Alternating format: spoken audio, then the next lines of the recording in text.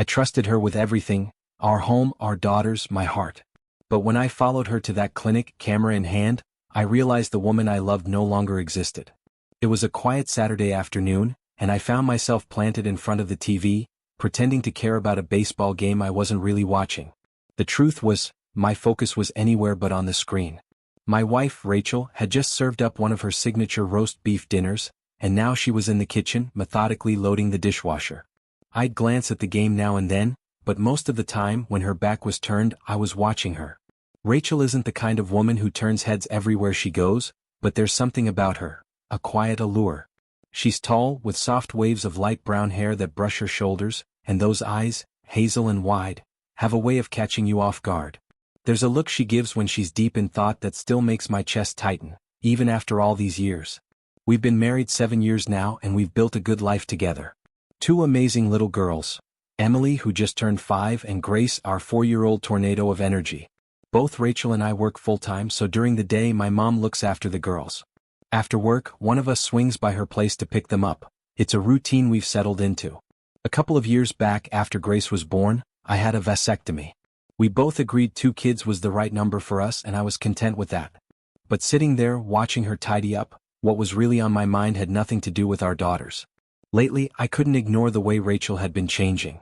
On their own, the changes might not seem like much. New clothes, longer hours at the office, little things. But when you put them all together, they painted a picture I wasn't sure I liked. At home, her demeanor had shifted. Something seemed to be weighing on her. We'd sit together in the evenings, supposedly watching a show or a movie, but she was miles away. I'd make a comment about the plot or crack a joke, and her response would be hollow, half listening, half somewhere else. Her eyes were locked on the TV, but her mind was clearly far from that living room. Even at night, after we were intimate, which we still were a couple times a week, she'd toss and turn for what felt like hours. Restless. Uneasy. Like she was lying next to me physically but carrying some burden I wasn't part of. I could feel the weight of whatever it was, heavy and unspoken, hanging between us. But she wouldn't talk about it. And I didn't know how to bring it up.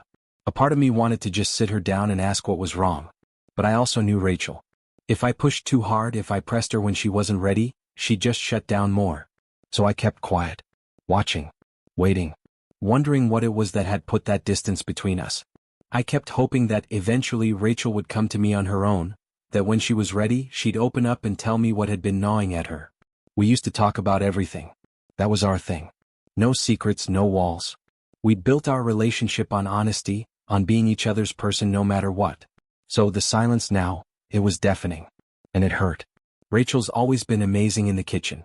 I mean, really gifted. She took a lot of pride in her cooking, always trying out new dishes, experimenting with flavors. It became a bit of a hobby for her, something that genuinely lit her up. I'd come home to smells I couldn't even name, and she'd be there with her laptop open, scrolling through blogs and recipe sites like a mad scientist with a spatula. She even joined this online chat group, some sort of cooking community where women would exchange recipes and kitchen tricks. I'd walk past her now and then and catch a glimpse of her screen. I knew her chat name, Jenny. Her dad used to call her that when she was little, so I figured it was just a nostalgic thing. She'd be in that chat nearly every evening after we put the girls to bed. I never thought much of it, at least not until things started feeling off. The more distant she got with me, the more time she seemed to spend chatting. I told myself it was just her way of unwinding, but in the back of my mind something didn't sit right. Then it hit me, why couldn't I just log into the same chat room? If nothing weird was going on, then it wouldn't hurt to see what it was all about, right? I figured I'd create a new profile, blend in and just observe. Maybe even talk with her, see if she acted the same. I didn't want to spy on her. I really didn't. But I also didn't want to keep sitting in the dark, pretending I didn't feel this wedge forming between us. So on a quiet Tuesday night, once the kids were tucked in and Rachel settled into her usual spot at the computer, I told her I was heading downstairs to my office to catch up on some paperwork.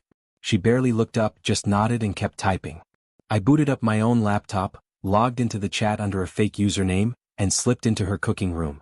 There were a handful of people chatting, mostly sharing dessert ideas that night. I played it cool, joined the conversation, and before long I asked if someone could send me a good cheesecake recipe. That's when it happened. Jenny replied. Said she had just the thing and asked for an email she could send it to. My heart was pounding. I gave her a Hotmail account I'd set up just for this. The next day at work I opened my inbox. There it was, An email from Jenny.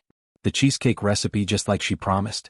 But here's the thing, the email address she used wasn't one I recognized. It wasn't linked to our home account. It wasn't the address she'd used for anything I'd ever seen. That's when the pit in my stomach really dropped. Rachel had a secret email. One she'd never mentioned. That wasn't just some harmless quirk, it meant she was hiding something. And I wasn't sure I wanted to know what. I felt guilty. I did. What I'd done wasn't exactly fair. But I also couldn't ignore the fear growing in me, this sense that our marriage was veering off track. She was drifting further from me and even from the girls. Lately, even the intimacy between us had become sporadic and awkward. What used to be a real connection now felt more like a chore we both avoided. I didn't want to believe it. But deep down I knew, something was unraveling. It was getting harder to ignore how distant Rachel had become, not just with me but even with our daughters. Sure, she still handled the bedtime routines, packed lunches, helped with school projects. All the things a mother does. And I knew in my heart that she loved them. I believed she'd give her life for them if it came down to it. But lately something else had her attention. Something that none of us could see. She was present but not really there. That's when I decided to push things a little further. I figured if she wasn't going to talk to me, maybe she'd open up to someone else. So I created someone. A friend. A fake identity I called Lucy. A new mom just like so many in those online groups she chatted in. I wanted to create a sense of closeness, a bond that might draw out whatever truth she was holding back. I joined her usual cooking chat under the name Lucy and waited for her to log in. We struck up a casual conversation. I made Lucy a legal secretary on maternity leave, just easing back into work. Rachel, playing her usual role as Jenny, responded warmly. She said she was a legal assistant at a law firm and handled contracts and documents. Then she asked Lucy what her husband did. That one caught me off guard. I hadn't prepared for that. I scrambled and said Lucy's husband worked at a bank as a teller and was heading back to work in a couple weeks. That made Rachel perk up. She told Lucy her own husband worked at a bank too as a programmer. His name is Jack, she said. Jack. Hearing her call me by another name, even in a harmless chat, hit me strangely. But I reminded myself this was about building trust. I had to keep playing my part. To get closer, I had Lucy mention something heavy, something to crack the door open. You said in your last message that going back to work scared you. Why's that? Rachel asked. That's when I took the plunge. I had Lucy say, I'm not sure if I should share this, but I trust you. You're my closest friend now. Then I typed out a story about a hidden affair. I made Lucy confess that she didn't know who the father of her baby was, and that her husband must never find out. It was a calculated move, but also one of the hardest things I've ever done. Pretending to cry, pretending to break down while sitting alone in my office. It made my stomach turn. I told Rachel as Lucy that I couldn't keep typing, that I needed to go. I left the computer, went upstairs, and sat in the kitchen in silence for what felt like an eternity. The truth was, I hadn't gotten anything concrete out of her. She hadn't admitted to anything. But I knew that if she was hiding something, she'd now feel safer with Lucy, someone who had shared her own deep secret. It wasn't just about planting a seed, it was about creating a mirror. If Rachel was going through something similar, maybe she'd see herself in Lucy. They didn't talk again that weekend. But when Monday came, I had Lucy reach out. This time, the message was emotional.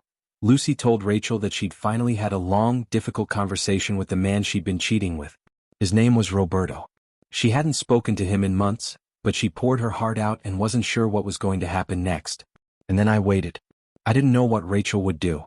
Maybe she'd ignore it. Maybe she'd show support. But what I was really hoping, maybe foolishly, was that if she was dealing with something like this herself, she'd start talking. When I got that last message, I don't know if shocked even comes close to describing how I felt. Rachel, my Rachel, had finally opened up to Lucy. And what she revealed shattered everything I had left of the marriage I thought we had. She told Lucy about a work trip she'd gone on a few months earlier. It was just a quick out-of-town conference, or so I thought. She said one evening, after a long day of meetings, she and her boss, Jason, had a few glasses of wine together. Nothing out of the ordinary, just the kind of thing coworkers do to unwind, right? But it didn't stop there. They kept drinking, she said, well into the evening.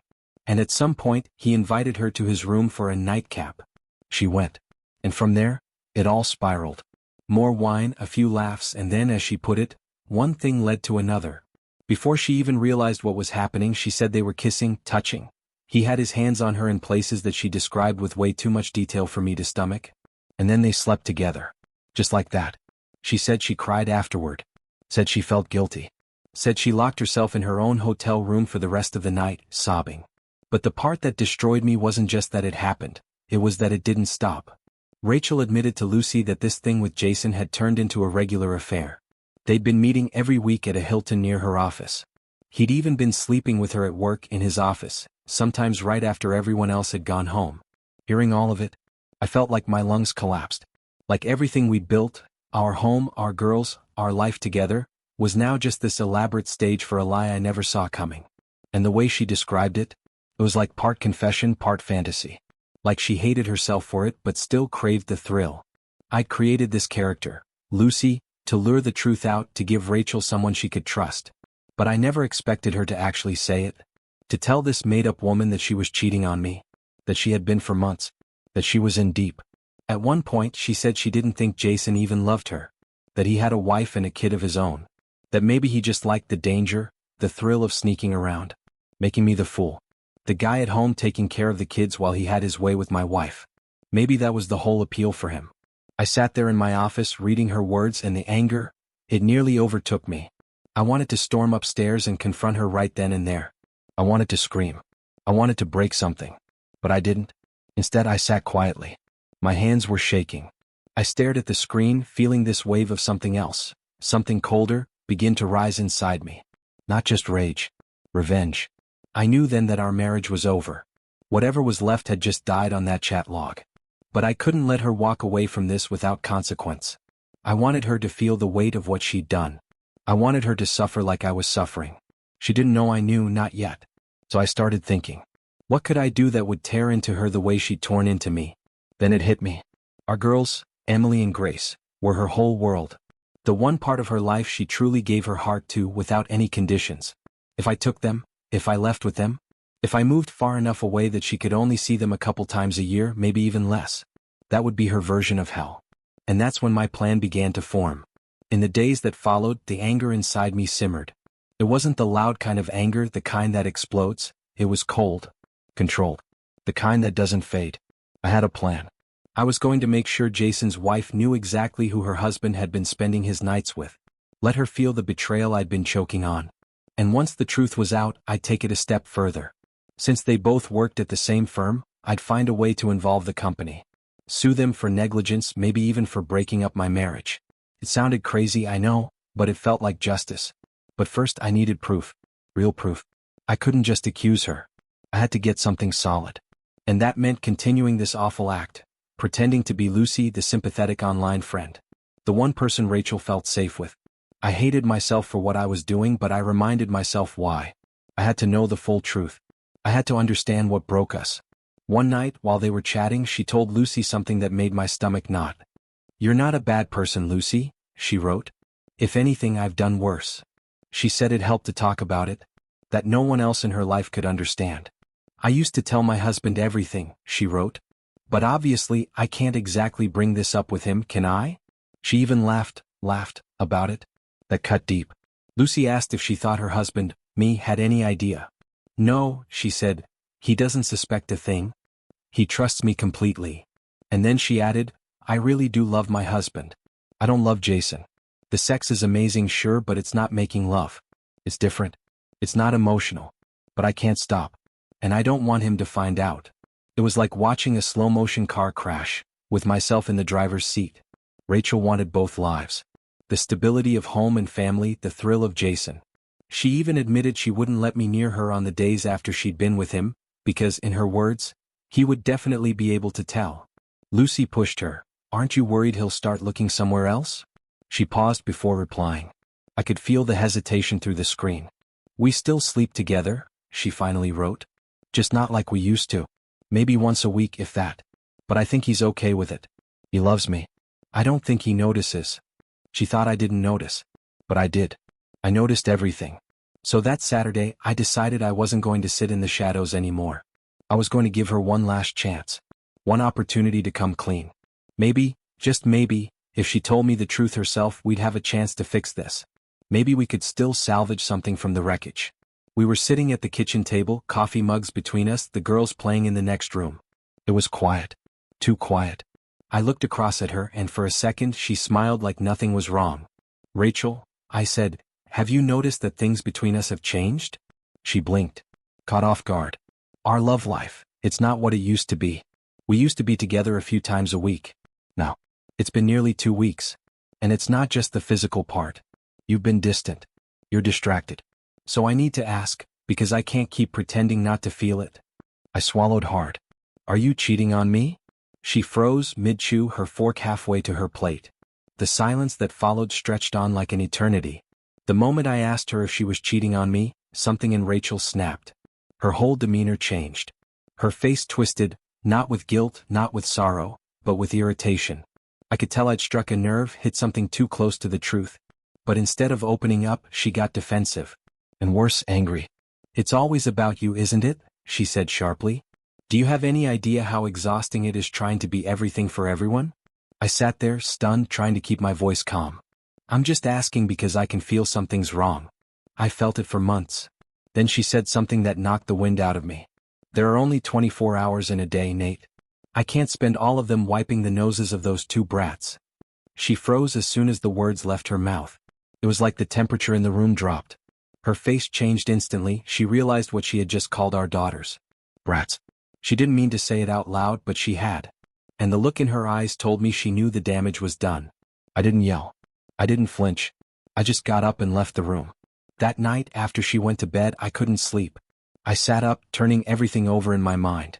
That's when I remembered the box she kept in the cabinet under the sink in our ensuite bathroom. She told me once they were supplements, vitamins or something. Said she'd been taking them for over a year. I went to look. Inside the shoebox was a neatly organized dispenser filled with tiny pills. And beside it were 2 unopened packs of the same. Birth control.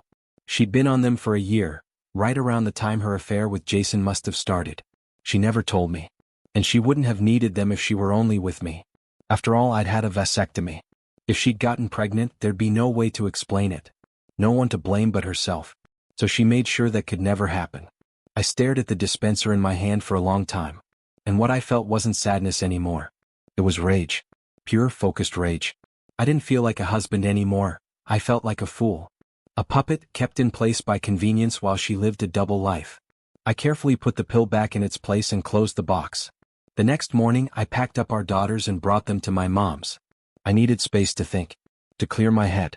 I walked through the pharmacy aisles for almost half an hour, scanning bottles and reading labels. I didn't know what I was looking for. Something symbolic, I guess. Something to make me feel like I had control again. I didn't do anything drastic. But I knew I was capable of it now. That scared me. The following week, Rachel told me she had another work convention coming up. 3 days in Atlanta. I asked her who she was traveling with. She didn't even bother with specifics. Just one of the other secretaries, she said. Same as always. No names. No details. And not once did she mention calling to check on the kids. She left on a Tuesday. While she was gone, she didn't call. Not once.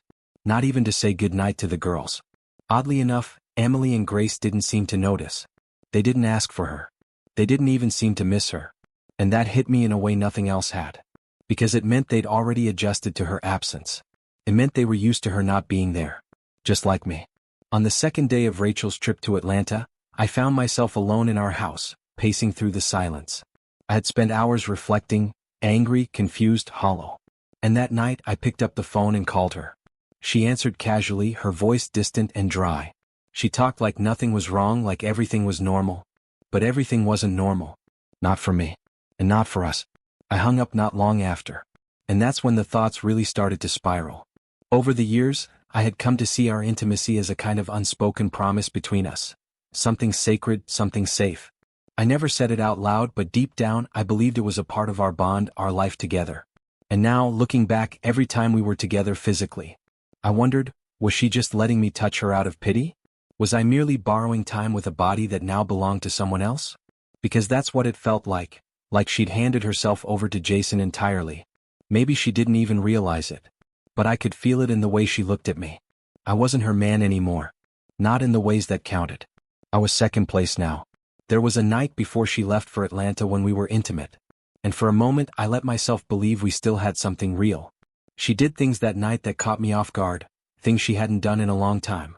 But instead of feeling closer, I felt colder afterward.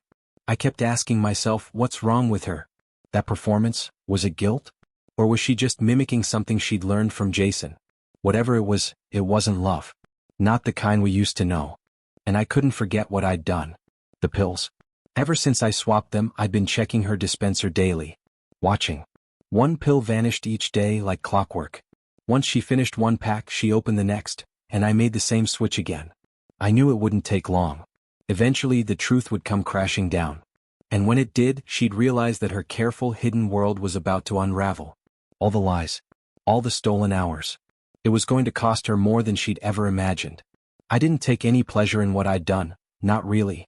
But I couldn't feel sorry for her either. She had chosen this path one secret at a time.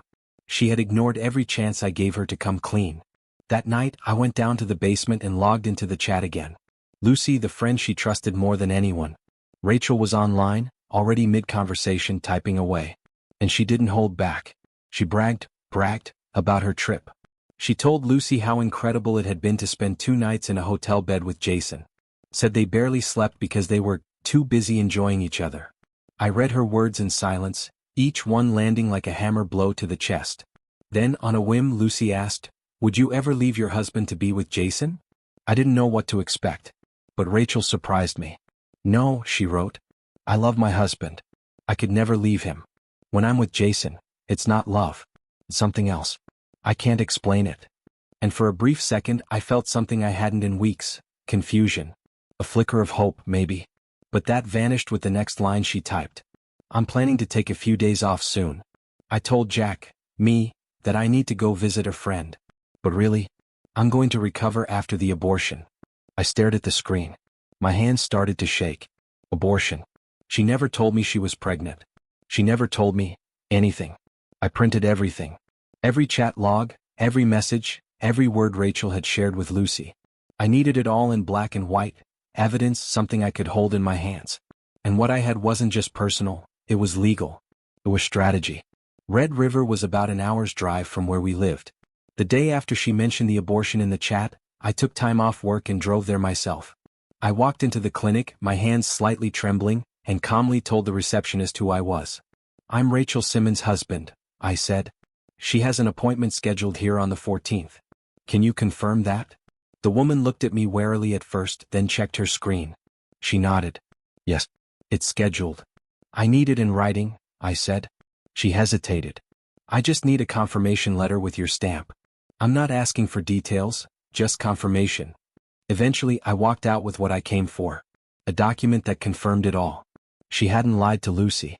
She was planning to end a pregnancy she hadn't even told me about. A couple days later, I watched her leave in Jason's car. I stayed back just long enough to avoid suspicion, then got in my own and followed. I kept my distance, tracking them through 2 counties until they pulled up in front of the Red River Clinic. I parked across the street. My camera was already in my lap. They got out, laughing, talking. Jason opened the door for her like it was a date. I snapped photo after photo. There they were, my wife and the man she was cheating with, walking into a clinic together to get rid of a child that couldn't possibly be mine. I got them both clear as day. Faces visible. Her hand brushing against his arm. I didn't stick around after that. I didn't want them to see me. I already had what I came for. On the 16th, I went to speak with a lawyer. I laid it all out, every detail. The chat logs. The confirmation letter. The photos. And when he saw what I had, he didn't hesitate. This is enough to bury them," he said. He meant the firm too. Because Jason and Rachel worked for the same company. And the scandal, if it got out, would scorch the firm's reputation like wildfire. He asked me for a day to talk to his partners. I knew they looped in their legal team. I also know, because one of the junior partners leaked it to me, that they called the clinic themselves to confirm what I had said. That next day, after long talks and tense negotiations, I agreed to hold off on going public, for now. In exchange, I would get full custody of my daughters during the divorce proceedings. And a clean separation. No fighting. No stalling. Then I wrote Rachel a letter. I placed it in the same envelope as the divorce papers. In the letter, I told her plainly, "If you don't sign this agreement, I will take you to court. I will show them everything. And I will ask for sole custody of our girls. If you fight me, you'll lose them. You won't see them again unless I allow it." By the time Friday rolled around, everything was ready. She came home from Atlanta that evening. I watched her walk in like nothing had happened. Like she hadn't been in another man's bed just nights before. I didn't say a word. I let her settle in. Let her feel normal. She wouldn't find out about the divorce until Monday. She wouldn't find out she'd lost her job until after that, once the firm had quietly cut ties to avoid the fallout. When she finally opened the envelope, when she saw the papers and read my letter, I saw something I hadn't seen in her in a long time. Panic. Her face went pale. She tried to speak but nothing came out at first. Then she staggered over to the couch, half sat on the armrest and whispered, "Oh God. No, no. This isn't happening." And I just stood there, watching. For the first time in months she was the one caught off guard. She was the one left speechless. And I was finally in control. I could see her legs trembling beneath her as she sank onto the edge of the couch, barely able to hold herself upright. Her body rocked slightly, like she was trying to stay grounded in a world that was falling apart around her. Her hands pressed hard against the sides of her face, as if that could hold the pain in. She looked wrecked. And still I stood there. "Well," I said quietly, steady but cold, "how do you explain these pills, Rachel?" Her eyes, swollen and bloodshot, looked up at me without focus. It was like she couldn't believe this moment was real. But it was.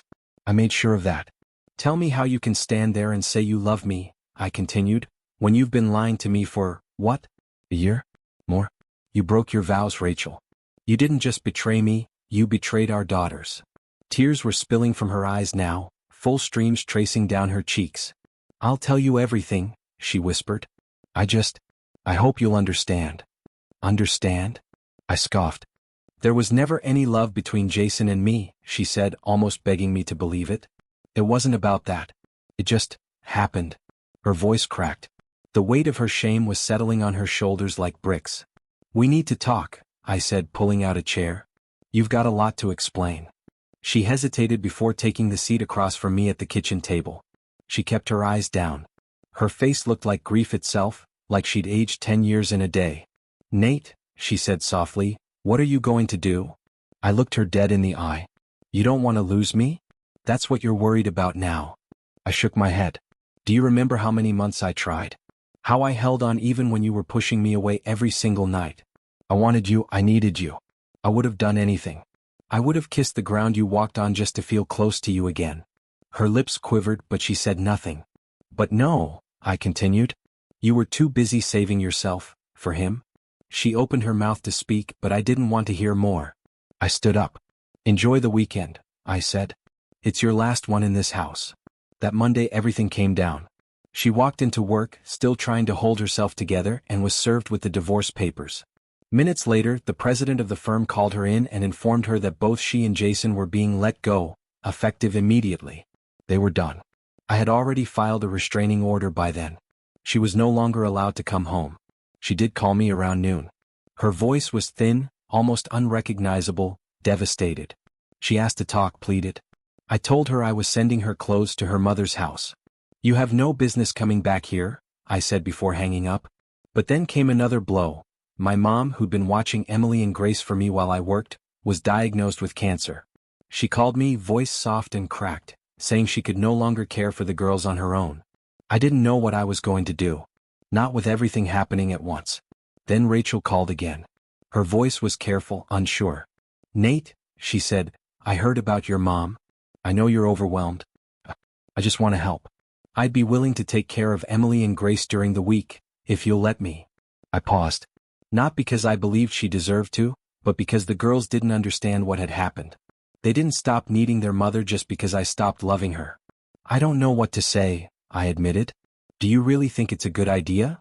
"Your mom lives almost 30 miles away," she said. "The commute is too much for them. I could be there for them, Nate. I'm still their mom." She wasn't wrong. But that didn't make it any easier.